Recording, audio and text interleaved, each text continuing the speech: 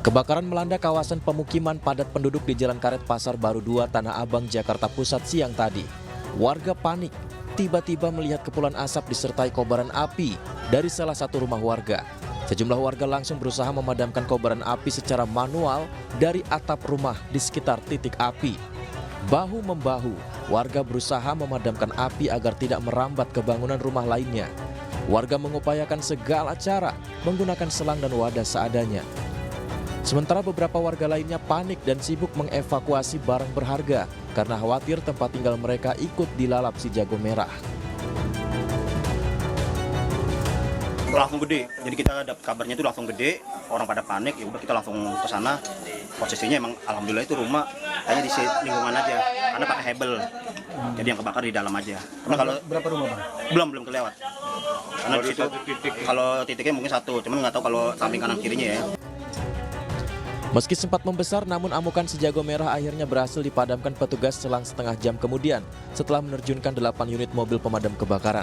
Belum diketahui pasti penyebab terjadinya kebakaran, namun dugaan sementara api berasal dari hubungan arus pendek listrik. Dari Jakarta Pusat, Raniston Sanjaya, iNews melaporkan.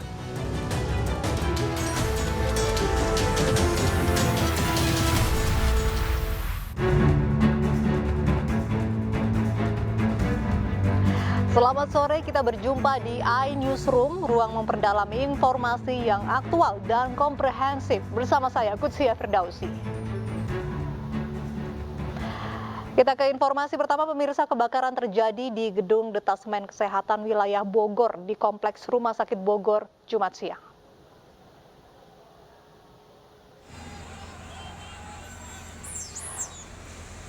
Kobaran api ini menghanguskan kantor Detasemen Kesehatan TNI AD yang berlokasi bersebelahan dengan Rumah Sakit Salak di Jalan Sudirman, Kota Bogor, Jawa Barat. Sejumlah pasien maupun warga yang berada di lokasi berhamburan keluar untuk menyelamatkan diri. 10 unit mobil pemadam kebakaran milik Pemkot dan Pemkab Bogor dikerahkan guna memadamkan api. Api yang terus menjalar sepanjang bangunan hingga meluluhlantahkan seluruh bangunan beserta isinya. Belum ada keterangan dari pihak Rumah Sakit Salak ataupun dari petugas pemadam kebakaran. Upaya pemadaman saat ini masih terus dilakukan, dan terakhir kami mendapatkan informasi saat ini telah dilakukan proses pendinginan.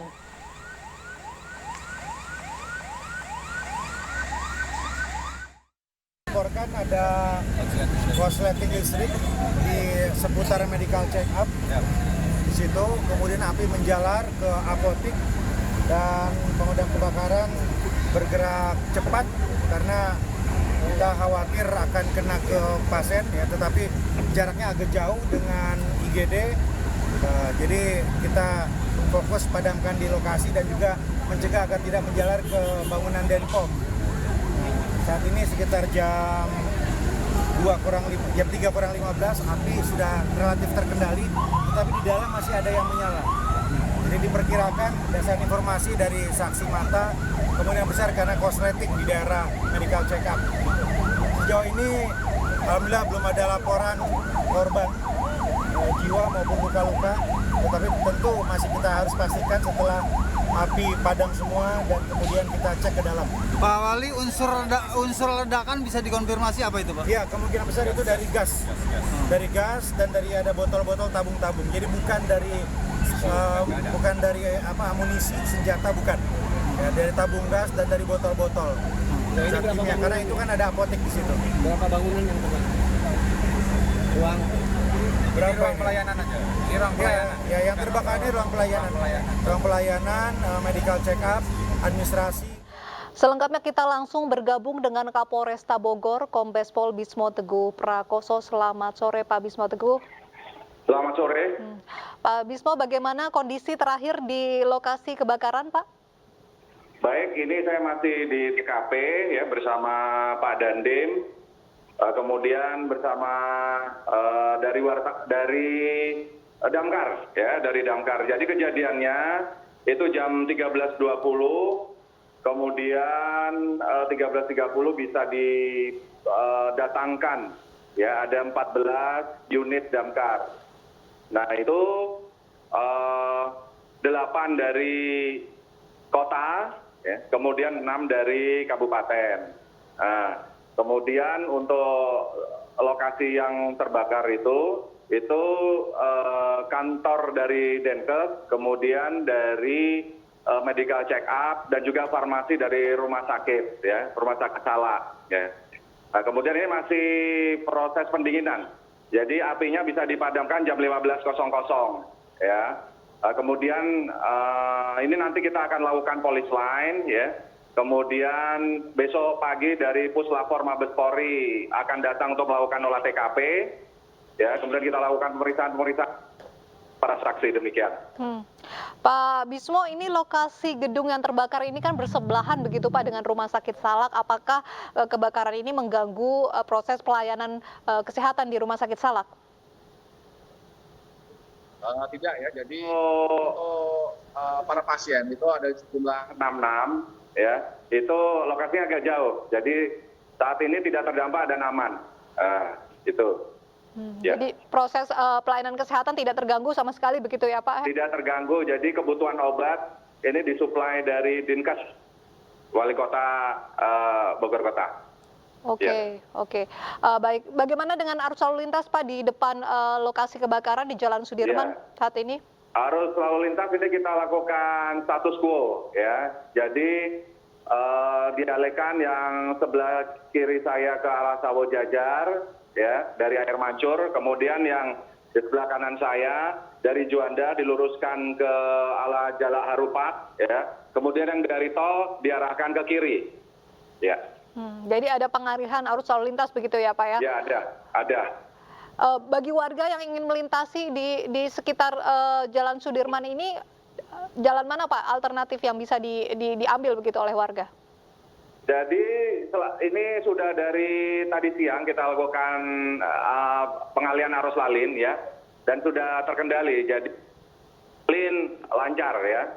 Jadi yang dari arah Air Mancur itu diarahkan ke Marta Dinata dan Sawo Jajar, ya. Kemudian yang di sebelah kanan saya ini dari arah Juanda itu diluruskan ke Jalak Harupat. Kemudian dari tol itu dibelok kirikan, ya, ke arah timur. Baik. Pak Bismo, saya ingin mengkonfirmasi apakah ada korban dalam kebakaran ini Pak? Tidak ada korban luka maupun jiwa, tidak ada. Baik.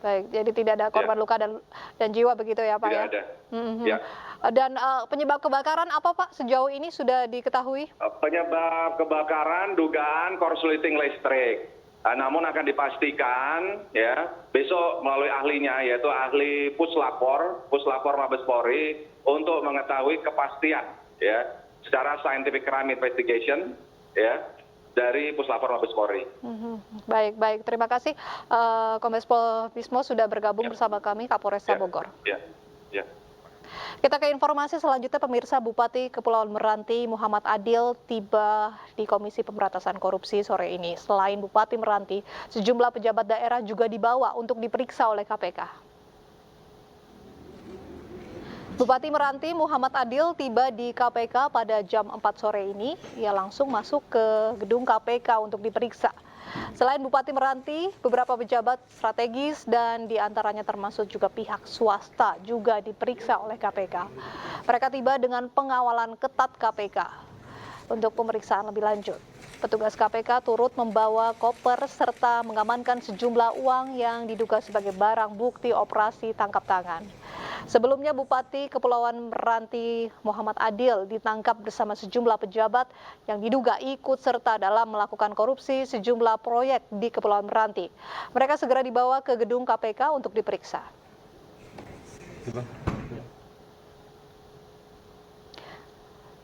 Sebelum menjabat Bupati, Muhammad Adil sempat menjadi anggota DPRD selama 2 periode.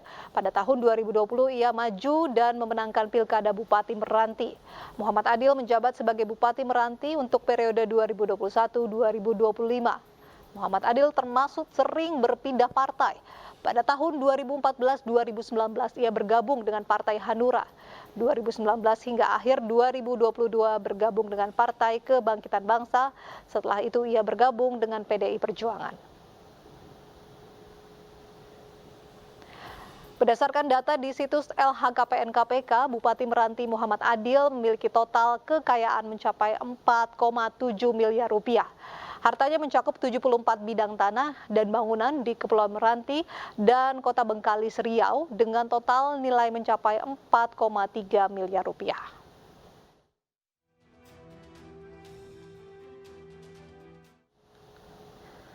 Bupati Meranti Muhammad Adil mencuat saat bersiteru dengan Kementerian Keuangan mengenai bagi hasil migas. Bupati menganggap pembagian hasil migas antara pemerintah pusat dan daerah tidak adil. Macam-macam, Pak. Yang seperti biasa, kemarin 114 miliar. Itu kemarin 2022. Sekarang minyaknya naik. Liftingnya naik, dolarnya naik, lah dapatnya kok malah 700 juta rupiah tambahannya, kena apa?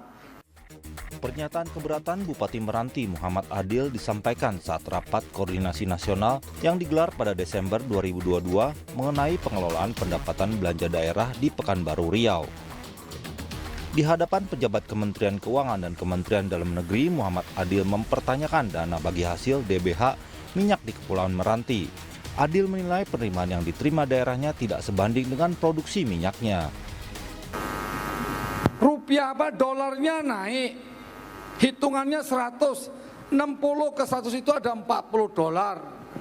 Masa kami terima cuma 700 juta? Makanya saya tadi dari awal-awal ngomong, takut nih Bapak walaupun baru 3 minggu, ya takut nggak paham juga gitu. Saya terus terang Pak, saya sudah lapor kepada pembina saya Pak Tito. Kalau tidak bisa juga nanti kita ketemu di mahkamah Pak.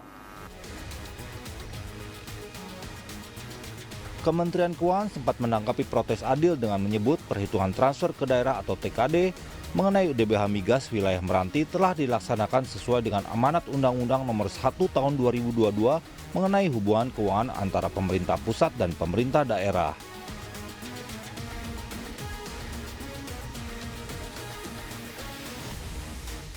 Tadi saya sampaikan secara kebijakan, ada kebijakan baru di tahun 2023 ini, di mana bagi hasil itu juga diberikan kepada daerah yang berbatasan, bukan hanya daerah Tidak hanya ribut dengan Kementerian Keuangan, Bupati Muhammad Adil juga pernah berselisih dengan Gubernur Riau Samsuar. Adil menolak Gubernur Riau kunjungan ke daerahnya. Adil juga pernah menolak hadir dalam rapat koordinasi yang digelar Pemprov Riau. Padahal acara yang digelar di Pekanbaru dihadiri Menteri Dalam Negeri Tito Karnavian. Tim Liputan iNews melaporkan. Indonesia terhindar dari sanksi berat FIFA setelah batal menggelar Piala Dunia U20 2023. FIFA hanya memberikan sanksi administratif kepada Indonesia.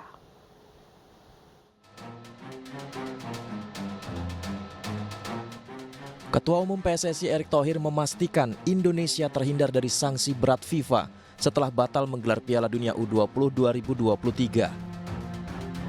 Dalam pernyataan resminya, Erick mengatakan bahwa Indonesia terhindar dari sanksi berat pengucilan dari sepak bola dunia. Indonesia hanya mendapatkan kartu kuning, tidak kartu merah.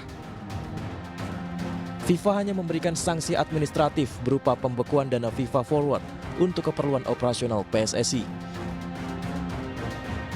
Erick mendatangi FIFA sesuai dengan arahan Presiden Jokowi untuk melakukan negosiasi sekaligus mempresentasikan kepada FIFA blueprint transformasi sepak bola Indonesia. Kekhawatiran Indonesia mendapat sanksi berat akhirnya tidak terjadi. Ketua Umum PSSI Erick Thohir mengungkapkan Indonesia hanya mendapatkan kartu kuning dari FIFA. Keputusan FIFA memberikan sanksi administrasi ini mendapatkan banyak apresiasi dari selebriti Indonesia. Diumumkan di Instagram PSSI dan Instagram pribadi Erick Thohir bahwa Indonesia hanya mendapatkan sanksi administratif, mendapat apresiasi dari sejumlah selebriti memberikan ucapan syukurnya di media sosial. Presiden FIFA juga mengupload foto dirinya bersama Erick Thohir yang menandakan sudah ada keputusan untuk sepak bola Indonesia.